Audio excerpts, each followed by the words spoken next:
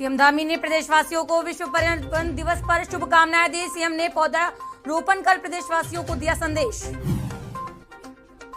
CM Dhami ने CM Yogi Adityanath को जन्मदिन की दी बधाई। कहा, मैं बाबा केदार से आपके आरोग्य, सुवेशपूर्ण एवं दीर्घायु जीवन की कामना करता हूं। सीएम धामी ने भाजपा के वरिष्ठ नेता पूर्व कैबिनेट मंत्री स्वर्गीय प्रकाश पंत की पुण्यतिथि पर किया नमन। कहा, एक कर्मठशील राजनेता के रूप में सदैव स्मृतियों में जीवंत रहेगा। सीएम धामी ने चारधाम यात्रा को लेकर दिए निर्देश। कहा, व्यवस्था और मृत्यु का कारण जांचने को गठित होगी विशेषज्ञ समिति। उत्तराखंड में शनिवार को मिले कोरोना के 16 नए मामले, 26 मरीज हुए स्वस्थ।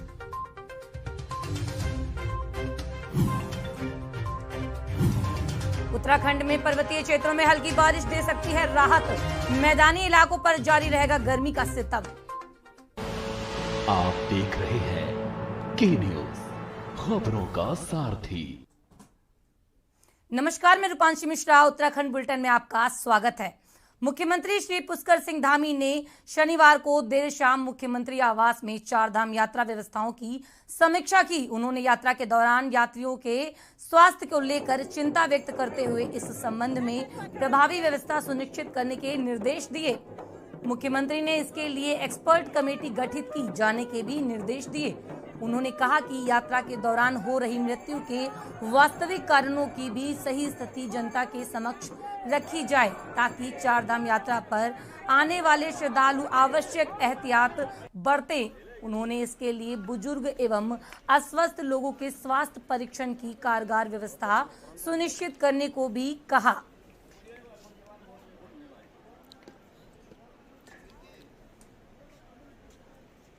सीएम पुष्कर सिंह धामी ने व्यवस्थाओं की समीक्षा की। एक्सपर्ट कमेटी के गठन के भी निर्देश दिए हैं।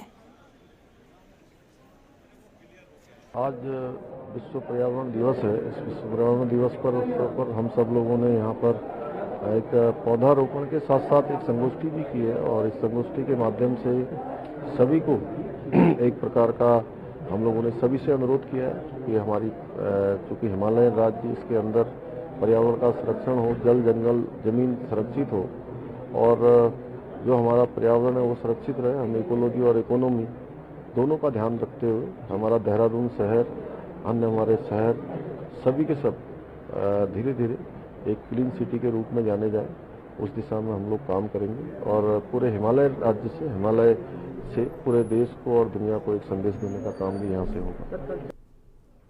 और अब खबर विकास नगर पर है, जहां पर जुबिन नौटियाल को मिला बेस्ट ब्लैक मेल सिंगर का अवार्ड।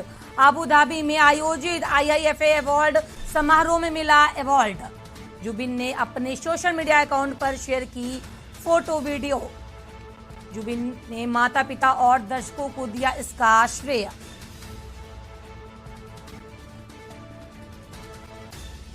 जुबिन ने अपने माता पिता दर्शकों को दिया इसका श्रेय। विकास नगर में जुबिन नौटियाल को मिला अवार्ड। अबू धाबी में आयोजित IIFA अवार्ड समारोह में मिला अवार्ड। जुबिन ने अपने माता पिता को दिया इसका श्रेय। सोशल मीडिया पर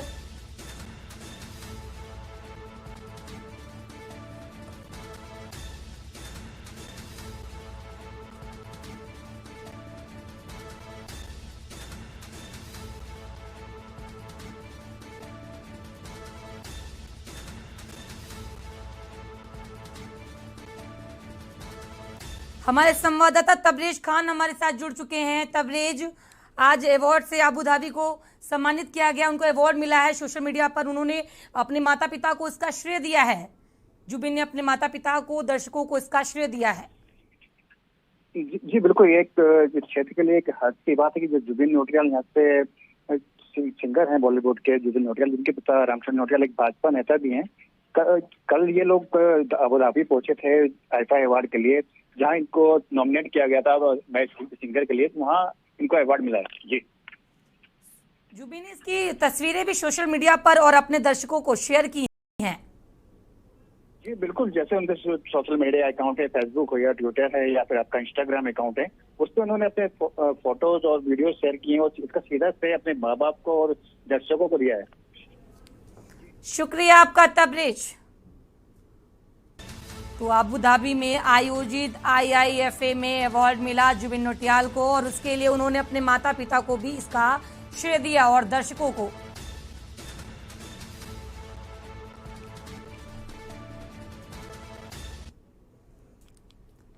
और अब खबर देहरादून से है, जहां पर लगातार बढ़ती गर्मी से लोगों का हाल बुरा। राजधानी में देहरादून में पारा 40 डिग्री के पार। बिजली कटौती के चलते नहीं मिल रही है लोगों को राहत। राजधानी देहरादून में पारा 40 डिग्री के पार हुआ। पर्यटक कर रहे हैं पहाड़ी इलाकों की तरफ रुख। बिजली कटौती के चलते नहीं मिल रही लोगों को राहत। पर्यटक अपना रुख पहाड़ी इलाकों की तरफ कर रहे हैं। देहरादून में लगातार बढ़ती गर्मी से लोगों का हाल बुरा। गर्मी से लोग काफी परेशान हैं। राजधानी देहरादून में पारा 40 डिग्री के पार हुआ। बिजली कटौती के चलते नहीं मिल रही है लोगों को राहत।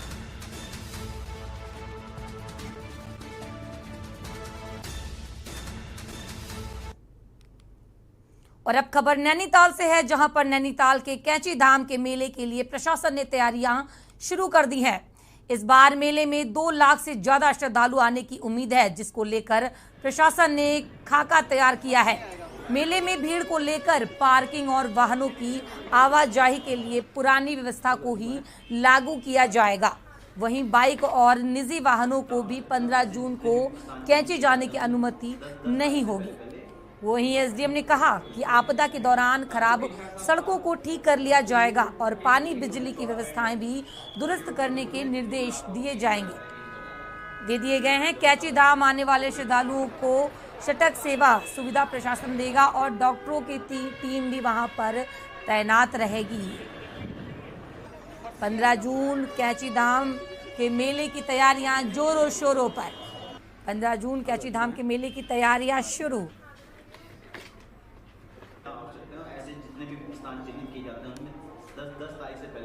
15 जून को भव्य मेला यहाँ पे बाबा जी का होता है, जिसकी तैयारी के संबंध में आज बैठक ली गई थी। पिछले 2-3 वर्षों से लगातार कोविड के कारण इतनी भव्यता से मेला नहीं हो पाया, काफ़ी कम उसमें आए थे। इस बार हमें अनुमान है कि 1.5 लाख से ज़्यादा श्रद्धालु कैंची धाम में आएंगे, जिसके दृष्टिगत जितनी भी तैयारियां थी उसकी हमने बैठक की। इसमें पेयजल व्यवस्थाएं, विद्युत व्यवस्थाएं, पार्किंग व्यवस्थाएं, आपका यातायात की जो भी व्यवस्थाएं की जानी है उस संबंध में हमने सभी विभागों से बैठक की है। उसमें कार्य योजना बनाई जा रही है, जिससे कि 15 तारीख को होने वाले मेले में किसी को भी श्रद्धालु को कोई असुविधा ना हो। खबर लक्सर से है, जहां पर बसेड़ीवाल लक्सर रेलवे रोड के निर्माण की मांग को लेकर कांग्रेस के प्रदेश महासचिव प्रमोद खारी की अगुवाई में कांग्रेस कार्यकर्ताओं ने कड़ी धूप में लक्सर बसेड़ी मार्ग पर धरना दिया। इस दौरान प्रमोद खारी ने कहा कि पिछले 10 सालों तक लक्सर में भाजपा के संजय गुप्ता विधायक रहे और अब बसपा के मोहम्मद शहजाद यहाँ से विधायक हैं, लेकिन ऐसा लगता है कि क्षेत्र के विकास के प्रति दोनों की ही रुचि नहीं है। इसलिए क्षेत्र में अनेक लिंक मार्ग बड़ हालत है। लक्सर बसेड़ी मार्ग की हालत करीब 15 साल से खराब है। इस मार्ग में बड़े बड़े गड्ढों का समाज बना हुआ है। यह मार्ग लक्सर नगर के रेलवे रोड के रूप में भी जाना जाता है। साथ ही इससे आधा दर्जन से अधिक गांवों के लोगों का आवागमन भी है। फिर भी इस तरफ नहीं विधायक का कोई भी ध्यान है। कड़ी धूप में सड़क पर धरने पर बैठे कांग्रेसी।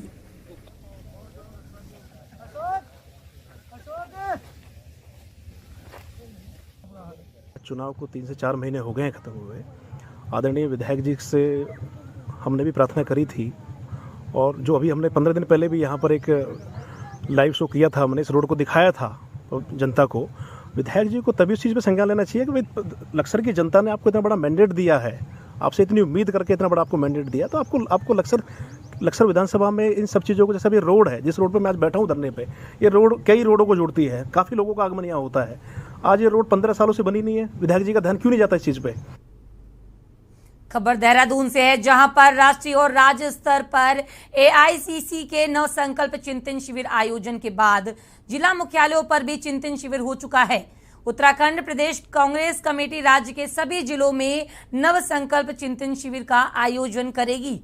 सभी जिलों में 11 जून से 14 जून तक चिंतन शिविर चलाएगी। प्रदेश अध्यक्ष करण महारा ने सभी 13 जिलों के पर्यवेक्षकों के नामों की सूची जारी की है। एआईसीसी का नव संकल्प चिंतन शिविर का आयोजन, इसकी सूची भी तैयार की गई है।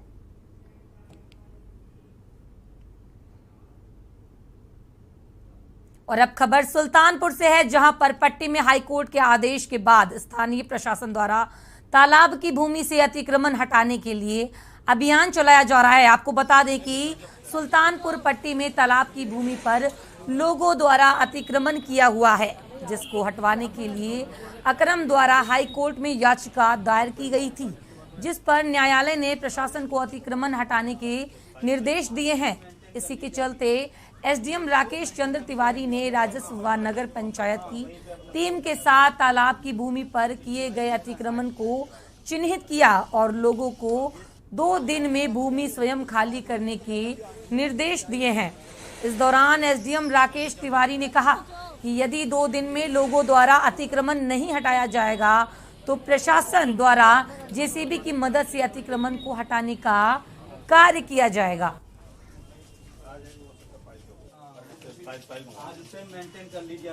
तो सुल्तानपुर पट्टी में तालाब की ज़मीन है, तो उसमें मोहम्मद अकरम बनाम स्टेट में आदेश हुए थे कि जो इस तरह की जलमग्न तालाब आदि की भूमि उनको खाली करवाया जाए। तो इस संबंध में 3-4 कैटेगरी चिन्हित की गई थी और कमेटी बनी थी यहाँ एसडीएम की अध्यक्षता में। तो उसमें कई लोग आए और कुछ 5-7 लोग गए हैं जो माननीय उच्च न्यायालय, जिसमें से कुछ लोगों का स्थगन आदेश है। उसमें कॉम्प्लेक्स वगैरह के संबंध में हमने लैंड भी प्रपोजल भेज रखा है, लेकिन 31 लोग ऐसे थे जो बिना सक्षम प्राधिकारी की अनुमति के और राज्य सरकार की तालाब की भूमि पे बैठे थे। तो उसमें सरसरी उप जिलाधिकारी न्यायालय जो है हमारा विहित प्राधिकारी, उसमें सरसरी तौर पे सुनवाई हुई थी और सुनवाई होने के बाद 11 फरवरी 2021 को आदेश हुआ था बेदखली का। उसके पश्चात लगभग 1 साल हो गया और ये यहाँ से बेदखल नहीं हुए। काफ़ी समय दिया गया और 2-3 बार मुनादी कराई गई, जनवरी में कराई गई थी और अभी हम 1 सप्ताह से मुनादी करवाए रहे हैं। तो कहीं अभी तक कोई संज्ञान में नहीं आया कि कोई किसी प्रकार का माननीय न्यायालय से स्थगन आदि है। तो अब इसमें चिन्हीकरण करवाया जा रहा है और 2-1 दिन में इसकी डिमोलिश की कार्रवाई की जाएगी, ताकि इसमें जो है तालाब का स्वरूप दिया जा सके। खबर नैनीताल से है, जहां पर नैना देवी मंदिर का स्थापना दिवस इस बार धूमधाम से मनाया जाएगा। कोविड काल के कारण 2 वर्ष यह कार्यक्रम नहीं मनाया गया। मंदिर समिति ने इस वर्ष कार्यक्रम को भव्य रूप से मनाने के लिए तैयारियां शुरू कर दी हैं, जिसमें लगभग 20,000 श्रद्धालु के लिए व्यवस्था की गई है। कार्यक्रम 8 जून बुधवार को ब्रह्म मुहूर्त से श्री मां की पूजा अर्चना के साथ गणेश पूजा किया जाएगा, जिसके बाद श्री रामचरितमानस अखंड पाठ किया जाएगा। देवी के जन्मोत्सव के साथ हवन के साथ उसका वो अखंड रामायण के लिए बाहर से टीमें आ रही हैं।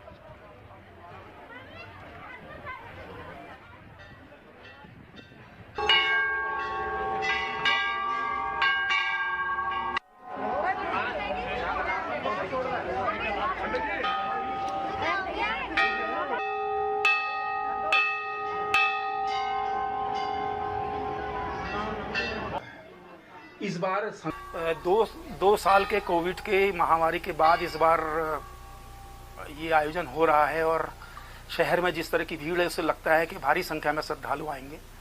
तो 8 तारीख को हमारे प्रातः गणेश पूजा के साथ ये आयोजन शुरू होगा और उसी के साथ अखंड रामायण शुरू हो जाएगा, जिसके लिए एक प्रोफेशनल टीम हल्द्वानी से आ रही है।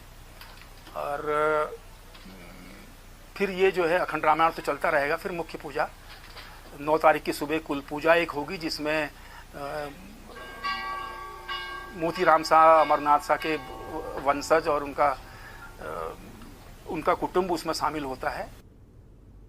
विश्व पर्यावरण संरक्षण दिवस के अवसर पर कालाढूंगी में कार्बेट ग्राम विकास समिति ने स्कूली बच्चों के साथ पर्यावरण बचाने का संदेश लेकर रैली निकाली। रैली कार्बेट गांव छोटी हल्द्वानी से जिम कार्बेट संग्रहालय तक निकाली गई। कार्बेट संग्रहालय में पौधारोपण करते हुए बच्चों के बीच पर्यावरण संरक्षण से संबंधित चित्रकला प्रतियोगिता कराई गई।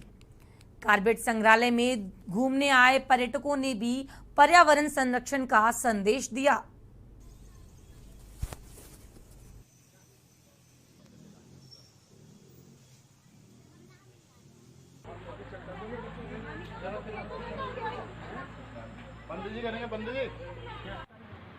उत्तराखंड का ही रहने वाला हूँ, लेकिन फिलहाल मैं नोएडा में रहता हूँ और मेरे फ्रेंड्स फैमिली हम लोग नेचर को लव करते हैं। अच्छा लगता है पहाड़ों में, और आज इन्वायरमेंट डे भी है और स्पेशली ये जिम कॉर्बेट, ये पूरा जो फॉरेस्ट मुझे बहुत बहुत अच्छा लगता है यहाँ पे आकर के, कि हमें पर्यावरण को बढ़ाने के लिए, अच्छा करने के लिए जितना कोशिश हो सके उतना करना चाहिए। आज ये हर वर्ष की भांति जो है 5 जून को विश्व पर्यावरण दिवस जो है हम लोग यहाँ पे कार्बेट टाइगर रिजर्व रामनगर व कार्बेट ग्राम विकास समिति छोटी हल्द्वानी की तरफ से मनाया जाता है। हम लोगों को लगभग 20-22 साल 2001 से हम लोगों ने इसकी शुरुआत की थी और आज तक हम लोग इसको मना रहे हैं। यहाँ पे हम लोगों ने दो पेड़ों की वृक्षारोपण किया, एक जैसे तुलसी है और एक तेजपात है। यहाँ पे क्वेश्चनार है जो कि वाइल्ड लाइफ से संबंधित और जो है एनवायरनमेंट से संबंधित क्वेश्चन उसमें कई सारे रखे गए हैं। दूसरा एक ड्राइंग प्रतियोगिता है। लेते हैं एक छोटा सा ब्रेक, बने रहिए के न्यूज इंडिया के साथ। आप देख रहे हैं के न्यूज, खबरों का सारथी। मेरा वॉलेट, अच्छा ये है। सर, आप पेमेंट ऑनलाइन कर सकते हो। वाह, बड़े स्मार्ट हो। कहाँ से हो और कौन कौन है घर में? सर बस मैं हूँ, माँ है और छोटा भाई है, और सर मोदी जी भी। पीएम मोदी जी। मतलब? मैम, मैंने ये गाड़ी ली है मुद्रा लोन से। अब मेरी माँ को दूसरों के घर काम करने नहीं जाना पड़ता और मैं खुद भी पढ़ता हूँ और अपने भाई को भी पढ़ाता हूँ और मेरा धंधा एकदम स्टेबल है। लेकिन मोदी जी, तुम्हारे परिवार से? मैम, जो अपने होते हैं ना, वो हमेशा एक छत के नीचे नहीं होते, पर वो हमेशा हमारे साथ होते हैं, चाहे दुख हो या सुख। दुनिया इधर से उधर हो जाए, ये मोदी है ना, गरीब का साथ कभी नहीं छोड़ता। गरीब कल्याण की योजनाओं से कोई भी लाभार्थी छूटना नहीं चाहिए। Thank you sir. भारत सरकार की मुद्रा लोन का लाभ आप भी लें। ये भारत का नया दौर है, ये भारत का नया दौर है, ये भारत का नया दौर है।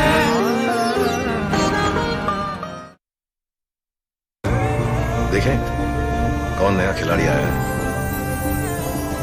समझा देते हैं, प्यार से समझाएंगे। ये तो अपनी जुबान है। जुबान एक हो तो दिल भी एक होने चाहिए। विमल, बोलो जुबान केसरी। आप देख रहे हैं के न्यूज, खबरों का सारथी।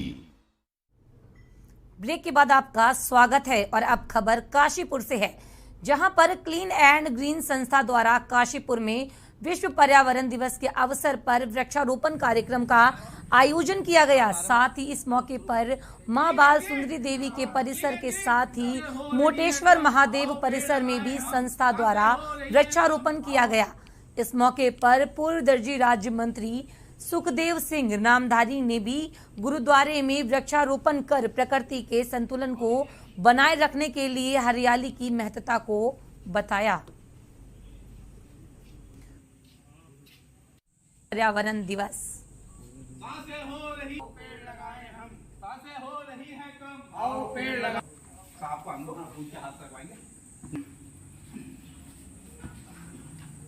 बस ठीक हो गया। देखिए, आज तो जो है विश्व पर्यावरण दिवस है, तो इसलिए हम यहाँ इसके बारे में बात कर रहे हैं। देखो, पेड़ों को लगाने के लिए, उनको बचाने के लिए, ये तो हर रोज़ 12 महीने ही हमारा प्रयास रहना चाहिए। और पर्यावरण को अधिक से अधिक नुकसान जो पहुंच रहा है उसको बचाने के लिए हमें ज़्यादा से ज़्यादा हरियाली करनी होगी और उसके लिए हमें पेड़ों को लगाना होगा और पेड़ों को लगाकर अपने बच्चों की तरह छोटे जैसे बच्चों को पालते हैं वैसे पालना होगा। और हमारे प्रधानमंत्री जी नरेंद्र मोदी जी भी देखिए विश्व लेवल पर स्तर पर जब भी कोई देशों की बैठकें होती हैं तो इस मुद्दे को, पर्यावरण के मुद्दे को बहुत जोर शोर से उठाते हैं, क्योंकि ये हमारे आने वाले समय में एक बहुत बड़ा संकट पैदा होने वाला है, जल का, वायु का। देखिए दिल्ली में आप देखते हैं कि वायु का लेवल इतने ऊपर पहुंच गया, प्रदूषण इतना पहुंच गया, तो धीरे धीरे हर जगह ऐसी स्थिति पैदा हो जाएगी। इसलिए हमें अधिक से अधिक पौधे लगाने चाहिए। और इस संबंध में हमारी संस्था है क्लीन एंड ग्रीन, वो कई सालों से काम कर रही है, बहुत अच्छा काम कर रही है।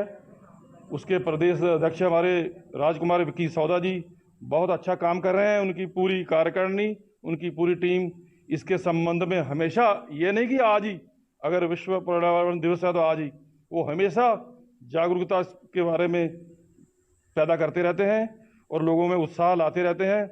मैं उनको इस कार्य के लिए बहुत बहुत बधाई और शुभकामनाएं देता हूं। जय हिंद, जय उत्तराखंड। हाँ भैया, क्लीन एंड ग्रीन काशीपुर रजिस्ट्रेट द्वारा एक कार्यक्रम हुआ जिसके हमारे मुख्य अतिथि सुखदेव सिंह नामधारी जी जो हमारे राष्ट्रीय संरक्षक हैं, शैलेंद्र मिश्रा जी जो हमारे संरक्षक हैं और हमारे ओम प्रकाश बिश्नोई साहब जो कोषाध्यक्ष हैं, अन्य पदाधिकारी सब लोग हमारे साथ रहे। हमारा महिला मंडल काफ़ी लोग हमारे साथ रहे। हम 101 गमलों में पौधे लगाकर वितरण कर रहे हैं और वो हर सामाजिक और हर जो अपना धार्मिक स्थल है वहाँ लगाते हैं, क्योंकि वहाँ उनकी देखरेख अच्छे से हो पाएगी। और हमारा उद्देश्य कोई राजनीति नहीं, कोई कुछ नहीं, हम सीधी और सच्ची सेवा करना चाहते हैं। जो लोग हमसे जुड़ रहे हैं हम उनका भी स्वागत करते हैं। जो लोग घर बैठे हमारा अगर समर्थन कर रहे हैं, मीडिया बंधु हैं और लोग हैं, हम उनका भी बहुत बहुत स्वागत करते हैं, क्योंकि पर्यावरण को अगर हम नहीं बचाएंगे, देखिएगा आज भीषण गर्मी हो रही है और ऐसी क्लाइमेट जो है धीरे धीरे चेंज हो रहा है। पेड़ लगाने के बाद आपको बाढ़ से लेके सब सुविधा मतलब सब चीज़ों से सुविधा मिलती है। जो प्रकृति ने हमें दिया है, कम से कम उसका हम थोड़ा सा अंश भी उसे वापसी दे पाएँ तो हमारे लिए हमारा सौभाग्य होगा। इसी पे हमारी क्लीन एंड ग्रीन काम कर रही है और मैं इस संस्था का प्रदेश अध्यक्ष होने के नाते सभी पूरे देशवासियों से अनुरोध करूंगा कि वो ज़्यादा से ज़्यादा पौधे लगाएं और ज़्यादा से ज़्यादा लोगों में उत्साह लाएं। मुख्यमंत्री पुष्कर सिंह धामी ने शनिवार को देर शाम मुख्यमंत्री आवास में चारधाम यात्रा व्यवस्थाओं की समीक्षा की। उन्होंने यात्रा के दौरान यात्रियों के स्वास्थ्य को लेकर चिंता व्यक्त करते हुए इस संबंध में प्रभावी व्यवस्था सुनिश्चित करने के निर्देश दिए। मुख्यमंत्री ने इसके लिए एक्सपर्ट कमेटी गठित किए जाने के भी निर्देश दिए हैं।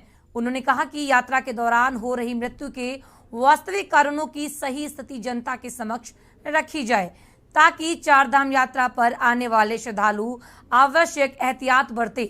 उन्होंने इसके लिए बुजुर्ग एवं अस्वस्थ लोगों के स्वास्थ्य परीक्षण की कारगर व्यवस्था सुनिश्चित करने को भी कहा।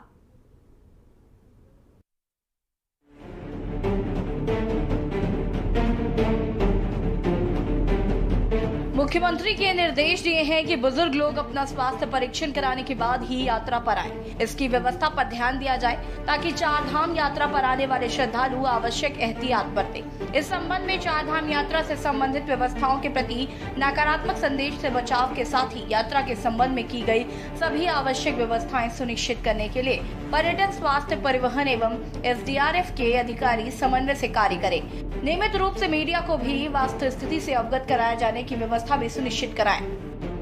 हम लगातार व्यवस्थाएं हम लोग कर रहे हैं। यात्रियों की संख्या बढ़ी है, श्रद्धालुओं की संख्या बढ़ी है। ये यात्रा ठीक प्रकार से चले, आने वाले लोगों को किसी असुविधा का सामना न करना पड़े, सभी की यात्रा सुरक्षित हो, उसको लेकर लगातार बैठक कर रहे हैं। अभी आज हम लोगों ने ज्वाइंट सभी विभाग जो भी यात्रा से संबंधित है उन सभी को कहा है कि हफ्ते में 2 बार लगातार लोगों को जानकारी देने का भी काम करें और प्रत्येक दिन रोज समीक्षा का काम करें। उस दिशा में काम हो रहा है जिससे कि सबकी यात्रा अच्छी हो, सरल हो, सुगम हो और सुरक्षित हो। इस अवसर पर अपर मुख्य सचिव श्रीमती राधा रतूड़ी, सचिव श्रीमती राधिका झा, पुलिस महानिदेशक अशोक कुमार, महानिदेशक सूचना एवं परिवहन आयुक्त रणवीर सिंह चौहान, अपर सचिव सी रविशंकर, महानिदेशक स्वास्थ्य के साथ ही संबंधित विभागों के अधिकारी उपस्थित थे। मुख्यमंत्री ने चार धाम यात्रा व्यवस्थाओं की समीक्षा की। यात्रा व्यवस्थाओं की निगरानी हेतु एक्सपर्ट कमेटी के गठन के निर्देश दिए। साथ ही पर्यटन, स्वास्थ्य, परिवहन एवं SDRF को संयुक्त रूप से यात्रा व्यवस्थाओं को बेहतर बनाने के भी निर्देश दिए।